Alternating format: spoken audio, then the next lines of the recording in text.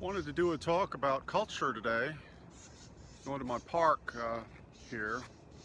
It's been pretty badly flooded though, so it's not really safe for walking around. There's so much mud everywhere. But I recently went to the Vietnamese New Year's celebration in Atlanta, Georgia. It's called Tet, and was there for a few days. And it's being immersed in a different culture, and you notice how different things are. And of course, we live in our culture and we more or less take things for granted that, you know, this is the way life is and this is the way we are. But of course, if we'd been brought up in a different culture, we would learn all those mannerisms and habits and customs and everything, and that would be normal for us. So what springs to mind is a book I read by a fellow cultural anthropologist who went to China, spent 30 or 40 years there studying the culture, and came away with the conclusion that in order to fully understand it, you literally would have had to have been born there. You can't even look up something in the dictionary unless you know the sun sign and all this other stuff. And anyway, he spent decades trying to learn it all and couldn't. And that is what's called a high context culture. Oh, someone's coming. You know, I'm not supposed to be in here. I'll be back. So anyway, yeah, Chinese culture, for example, is a high context culture. We have what's been transformed into a low context culture, where in order to understand our culture, which is easily exportable to other countries, what do? You just sit in front of a TV set, watch a first-run movie, eat some fast food, have a cigarette or a beer or a Coke or something like that, and basically you've got it, you know, you're encultured. So anyway, some things I noticed about it, and I've been in other countries and been around Asian people, for example, and there are a lot of little nuanced things that you notice. Gestures, the way people nod or walk or move, or I've seen guys do this strange thing with their mouth where they'll go like this, you know, and it's like, you have muscles in your face to do that, you know, you and I do that, but why do we never do that in our culture? If a child did that, would the parents say, oh, stop doing that? You know, so you have almost infinite potential of movement, behavior, all sorts of things, but our culture imposes limits on all that. So anyway, when it comes to culture, the culture that we have, which what I'm basically saying today is it defines who we are, or we allow it to, as much as we allow it to. There are all these things, cultural institutions, customs, and everything else, which you can sign on to any or all of them and believe that's who you are. As if you didn't do that, then what? You wouldn't know who you are, or you wouldn't be anyone? What would you be without culture? Would you be like a feral child living in the woods, raised by wolverines, or would you be like Tarzan of the Apes? I mean, really, what is this? How much culture is really necessary?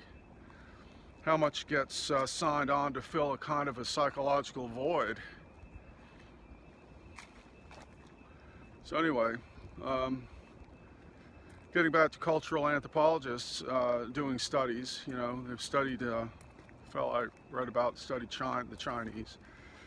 Well, they've also studied, you know, our culture, American culture in our present era. And what they found is that when they go into a home, in a lot of cases, what they see everywhere is what they describe as child culture. So you could go into a home and, you know, you got adults living there, sort of. They're 40, 50, 60 years old, something like that. But you'd also find things like toys, Star Wars, collectible figurines, comic books, things like that, you know. You might think, oh, Hoffman, you've got comic books, you draw comic books. And it's like, no, I don't. I don't have child culture in my home. It's true, I kind of exploit it and I keep it going a bit with my business, my work, and to tell you the truth, I'm not that crazy about doing that anymore. You know, I tried to read an Edgar Rice Burroughs book a few years ago, and it was terrible. It's like, no wonder I grew out of this when I was 14 years old.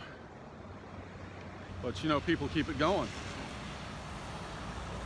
Keep it going, they keep following this crap. Child culture.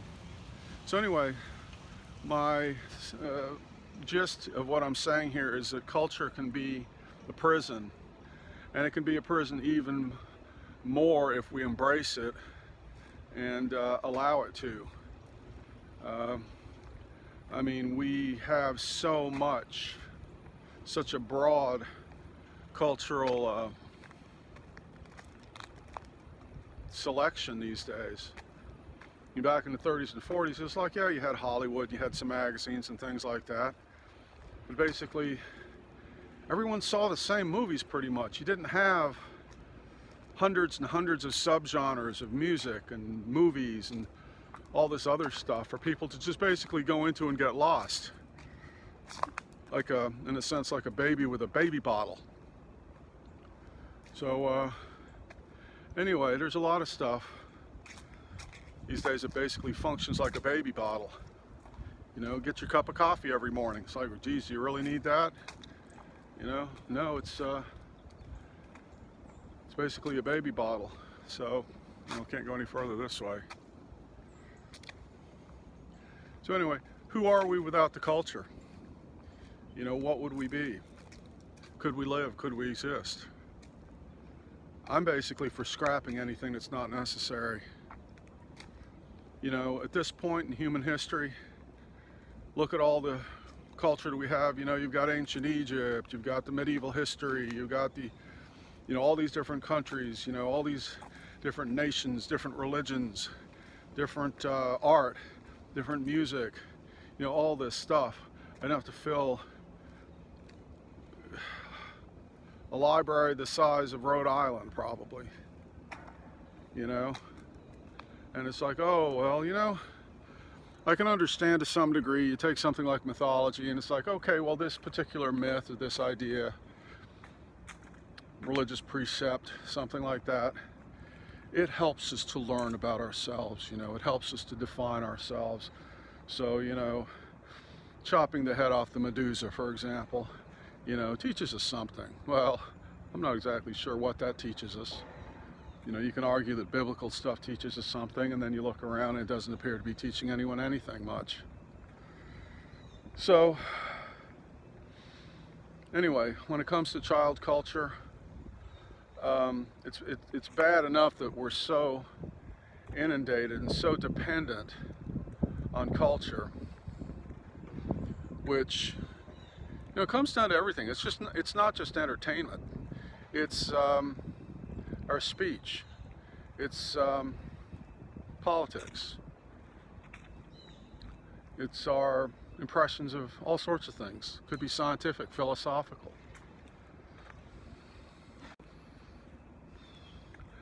I guess what I'm saying is that, you know, culture is okay, but if you have to hang on to it desperately, there's a problem there. So, who are you without culture? Personally, I've always felt like an outsider, on the outside looking in, and there are various reasons for that. One is that I moved so much when I was young.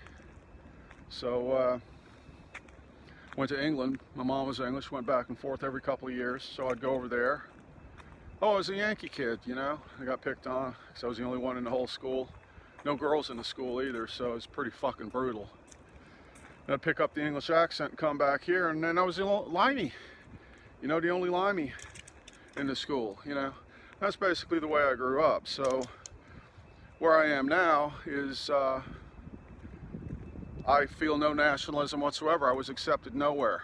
It's as if I was born in the Sargasso Sea in the middle of the Atlantic. So when people start doing stuff like getting patriotic, I'm basically like, get your fucking flag out of my face, please. Thank you. Oh God, what sacrilege, you know? But I'm sorry, you guys did it. They did it to me. So this cultural stuff like patriotism, for example, think about it, you know, think about something like land of the free and home of the brave, or any of these, you know, 3 to 5 word slogans. And I warn you all against thinking in terms of 3 to 5 word slogans. They're very, very dangerous. But home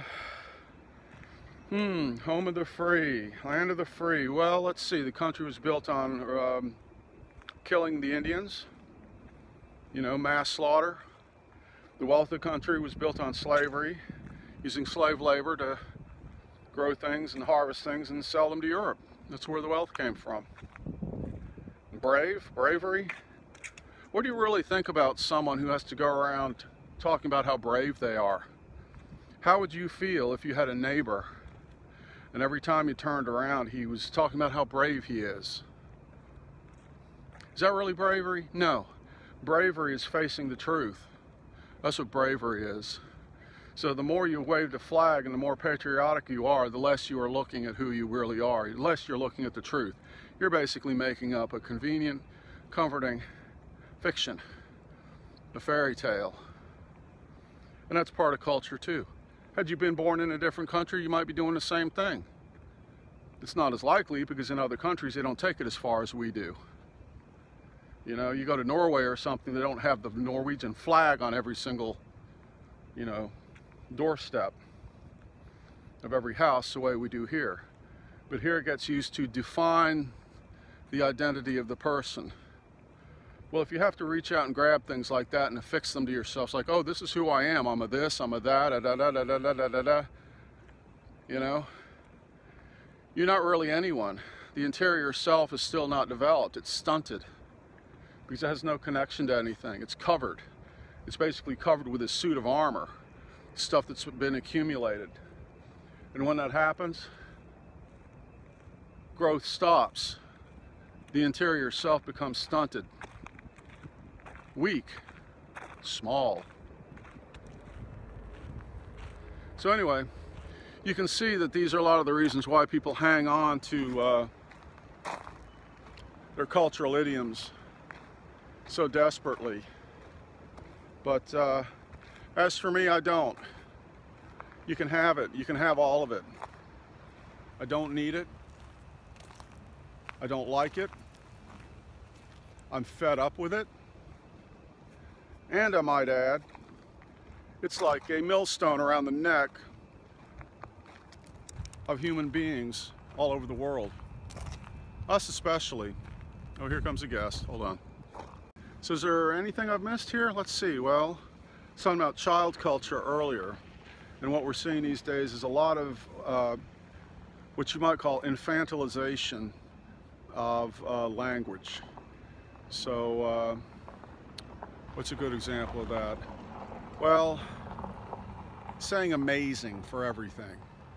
So, you know, I saw an ad the other day for vacation homes. Thousands of amazing homes. And it's like, if they're all amazing, then none of them are amazing. If everything's amazing, you know, we went through the same thing with awesome a few years ago. Before that, it was cool. So, basically using the same word over and over and over again. Stunting your own vocabulary. Basically stunting your own thought because you need words to think. So if you only have one word, amazing, amazing, then not much thinking is going to happen. And also, another more subtle processes at work here are, you know, the media. So people watch movies, TV, the news and things like that. Younger people may not notice this, but I'm old as the hills. So I've noticed that basically what I call lazy mouth. So when you think about speaking and language, we have consonants and vowels. Vowels are A, E, I, O, U. Right? You. you. It's not that difficult to say. But you look at other countries that have, you know, their own form of lazy mouth. Say, for example, Australia. They don't say you, they say ye. Ye. There's no movement, there's no enunciation. The Brits have one that's similar. I'm not sure I can do that one off the top of my head. But basically, you know, you watch enough TV and enough media, and you'll notice all the news reporters talk this way now. Where it's like mathematics, and there's no A-E-I-O-U, which you wouldn't think was that hard to pronounce, but apparently it is. Or really there's a reason for it, and that is to keep people in an infantile, childlike state. So the more we speak like children, the more we can make you speak like a child, then the less you are to grow up, mature, and be an adult. And give us any shit, you know, or remake the world, or do much of anything. You're going to be stuck in kiddie land. And so anyway, infantilization of speech. It's basically what's happening, and you might say, well, there's no, you know, hard and fast sort of conspiracy to do this. And it's like, it doesn't have to be a conspiracy. It's simply economics. Because if you want people not to think too much, to buy things impulsively, then you want them to behave like a child. You don't want any thought. You don't want any deeper understanding of anything. So keeping the language simple and stupid is the best way to manipulate people. And they've been very subtle at it, you know, because, you know, especially for young people, it's like, don't speak like a college professor. No one's going to like you. Don't make statements. Use upspeak, where everything is a question, where I'm not telling you anything, I'm simply saying something and you can decide for yourself. So upspeak is another thing that's popped up in the last 10 or 15 years. You hear it all the time. It's like the trouble with not being able to use your own language to have a voice, to have your own voice, is that when you don't have a voice, what do you do? What do you do when you've grown up with lazy mouth, childlike speech, upspeak, and all this other stuff? What happens when something happens and you need to make a statement and you need to speak and have your own voice? What do you do then? Do you even know how? Chances are you're not, because you never will have done it. So you might think all this is horribly negative, you know, it's just the way things are. We get manipulated by cultural and economic pressures, and these sorts of things happen. So next time someone pushes on you in, you know, these ways, tries to get you to conform, don't do it. You don't have to do it. You can be free of it. And, you know, giving it a little more thought now on the way home, I think the real point is that no matter what people appropriate, whether it's ideologies and things that they affix to themselves, it could be stickers on the back of your car, it could be tattoos that you feel you must have in order to make a statement about who you are. At the core of it all, no one is anyone. That's really what we're here to figure out, if anything, is that all this idea of identity is just made up. It's just made up. It's a story, and when you take away the story, what's left? That's what everybody has to face, and that's what everybody has to figure out.